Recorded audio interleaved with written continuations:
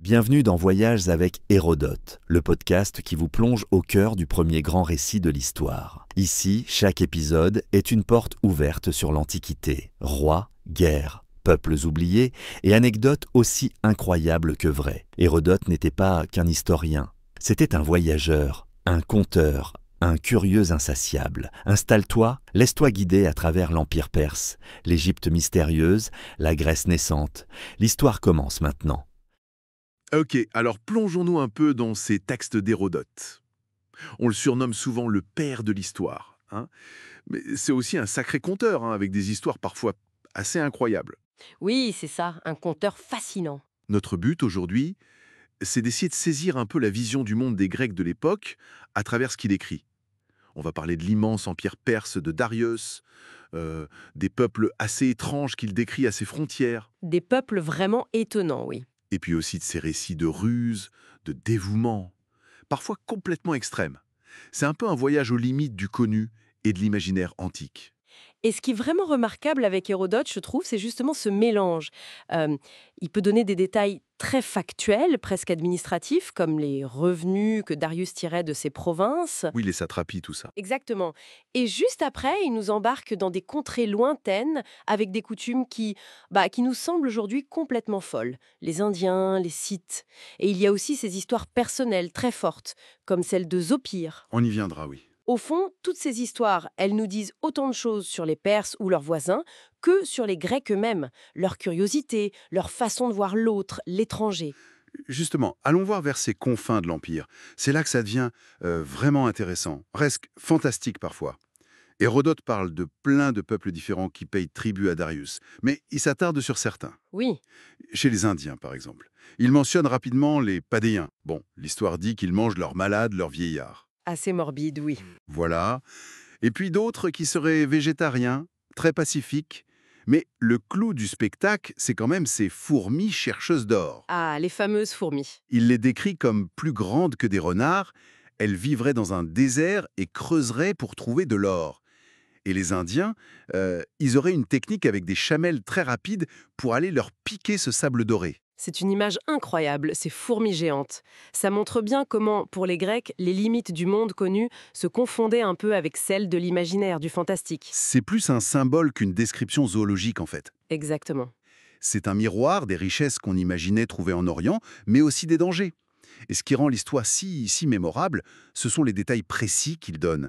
La taille des fourmis, le stratagème avec les chamelles. Oui, c'est vrai, ça la rend presque crédible, même si ça paraît fou. C'est tout l'art du conteur, en fait. Ancrer l'extraordinaire dans des détails concrets. Et cette exploration de l'étrange, elle continue aussi plus au nord, chez les voisins des Scythes. Il y a les Icédons, par exemple. Ah oui, les Icédons et leur rite funéraire. Voilà.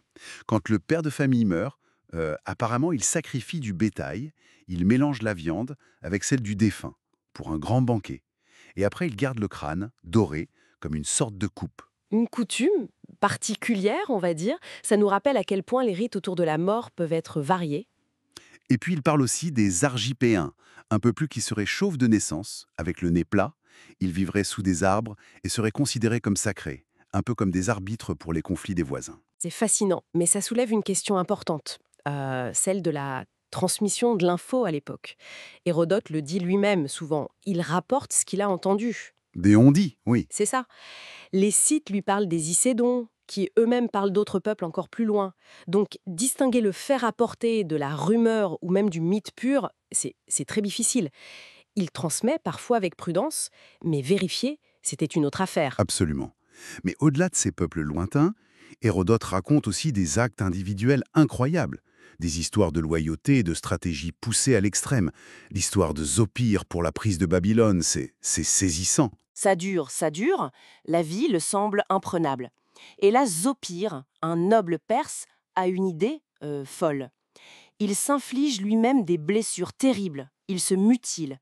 Oui, il se coupe le nez, les oreilles, se fait fouetter, pour arriver chez les Babyloniens en disant « Regardez ce que Darius m'a fait, je veux me venger, aidez-moi ». Cet acte, cette automutilation, c'est choquant, évidemment, mais il faut essayer de le replacer dans le contexte des valeurs perses qu'Hérodote décrit, cette idée de loyauté absolue au roi, où l'individu peut aller jusqu'au sacrifice ultime pour l'Empire. Et sa ruse fonctionne, c'est ça? Parfaitement. Il gagne leur confiance, il prend la tête de troupes babyloniennes, il organise même de fausses victoires contre les Perses, avec la complicité de Darius qui sacrifie quelques troupes selon le plan. Incroyable calcul. Et à la fin, les Babyloniens lui confient les clés des portes principales de la ville. Et là, il les ouvre à l'armée perse. La chute de Babylone grâce à ce plan insensé.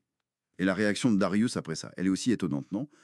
Il aurait dit qu'il préférait Zopir sans blessure plutôt que d'avoir pris 20 Babylone. Exactement, cette phrase est très forte. C'est une manière de souligner la valeur immense de cet acte de loyauté, mais aussi peut-être son côté démesuré et presque monstrueux, vu par un grec comme Hérodote. Tout à fait. Ça montre la valeur exceptionnelle de cette fidélité, mais en même temps, ça souligne l'horreur de l'acte. On sent cette fascination un peu effrayée des Grecs face à certaines valeurs ou pratiques perses qui leur semblaient extrêmes. Bon, alors si on essaie de synthétiser un peu tout ça, qu'est-ce qu'on retient de cette exploration d'Hérodote? Qui nous offre une fenêtre vraiment unique sur le monde antique. Oui, c'est un mélange assez fou d'histoires qui se fait, de géographie pleine de merveilles, de récits personnels très forts, et puis ce regard sur des cultures si différentes. C'est un peu une carte mentale du monde vu par les Grecs. Et même les histoires les plus étranges, comme les fourmis ou les coutumes des Icédons, elles posent une question qui reste toujours actuelle. Où s'arrête l'observation? Où commence la rumeur? Où est-ce qu'on bascule dans le mythe? La frontière est floue. Très flou. Mais ça témoigne de cette curiosité humaine fondamentale pour ce qui est loin, pour ce qui est différent, pour l'inconnu. Et peut-être une dernière idée à laisser mûrir. On pourrait se demander à quel point ces récits anciens, même s'ils sont clairement déformés et transformés, Oui. à quel point ils pourraient quand même contenir des échos, même lointains, de vraies rencontres, de réalités perdues. Et puis, comment est-ce que cette tradition de raconter les mondes lointains, dont Hérodote est un pionnier, façonne encore aujourd'hui notre propre fascination pour l'ailleurs, pour l'extraordinaire? C'est une excellente question pour conclure. Ça nous renvoie à notre propre rapport au récit de voyage, à l'exotisme, à la découverte.